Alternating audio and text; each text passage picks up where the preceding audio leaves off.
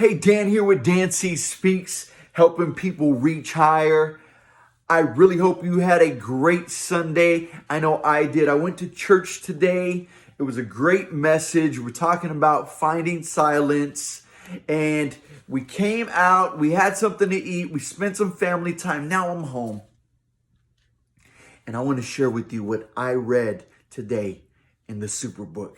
And I got a bunch of books behind me, and there are a lot of great books in my library. I love my library, but I'm talking to you today about the Superbook. And the Superbook is actually, it comes from a Bible story cartoon that was called the Superbook. And they've actually still have it. It was something I watched as a kid. They still have the Superbook, and it's been updated and modernized. And I like to put it on for my son. And when I put it on, I pull out the Superbook, and I put it in front of him so that he can relate the Bible to the cartoon and where the actual stories are coming from. So this morning when I was spending quiet time alone with Jesus, I got to read the Superbook. And I was reading in the part where Jesus walks on water. You know, that's a famous story where Jesus walks on the water. And what really stood out to me was one piece. But let me give you the story just for some context. So Jesus, he had just gotten done multiplying the fish and the loaves, and he fed 5,000, and he's gaining popularity, and they want to make him king. But Jesus departs from the people and he goes into the mountain to be alone. And we see Jesus doing this time and time again, just finding time to be in the quiet place, finding silence.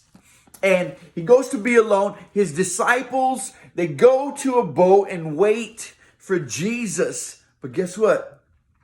Jesus doesn't show up. He doesn't show up, and it's getting dark.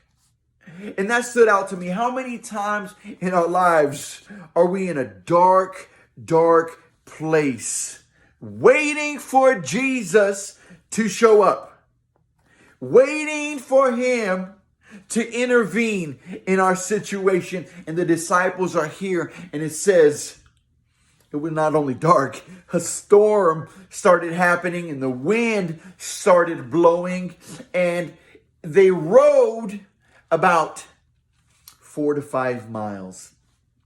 And it says in that commotion, right? They see Jesus coming at a distance. But I'm sure they were unsure, because the Bible says that they were afraid. And that's where I want to pick up. In John 6, verse 20, it says, "But he said to them, 'It is I. Do not be afraid.'" How many times in our lives when we're in this dark place and we don't see Jesus anywhere near, he hasn't arrived to save the day, right? And then things only get worse. A storm happens. You know how they say when it rains, it pours, kind of a thing, you know? You're in a dark place. The storm is going on in your life. You're in the middle of a crisis, waiting on Jesus. You're full of fear, full of anxiety. You're afraid, but in the back of your head, like it says, you know, in a distance, they were able to see Jesus coming, but they were afraid. The back of your head, you know that he's there, but you just don't know that he's there at the same time, right? And the very next verse is the breakthrough verse, and that is verse 21. So they're afraid, right? Jesus says in verse 20, "It is I, do not be afraid." Then they willingly received him into the boat. So they willingly, okay, that's important, willingly receiving Jesus. into our lives. This is what I'm getting from it. You know what I mean? They willingly received Jesus into the boat, and immediately. That's powerful. I love immediately. I love Jesus when he can immediately do something. But you see what they did? They willingly received. Sometimes we try to find our own answer to our own problems, to our own storm and situation. But when they finally realized that that was Jesus coming, and they willingly received him, immediately the boat was at the land where they were going. And that's the point of this little devotional, is when we willingly receive Jesus into the boat, into our situation, into our crisis, we get a resolution. We get an answer. We get the comfort we need. We get to the place where we need to go. And that just is something that encouraged me so much, because me in my life, I like to worry a little bit.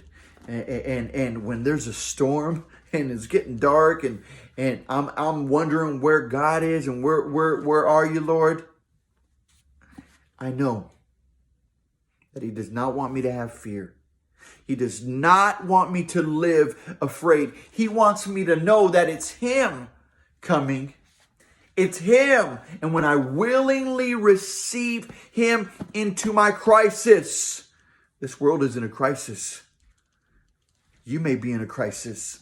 When we willingly receive him into our situation, immediately he intervenes in our life.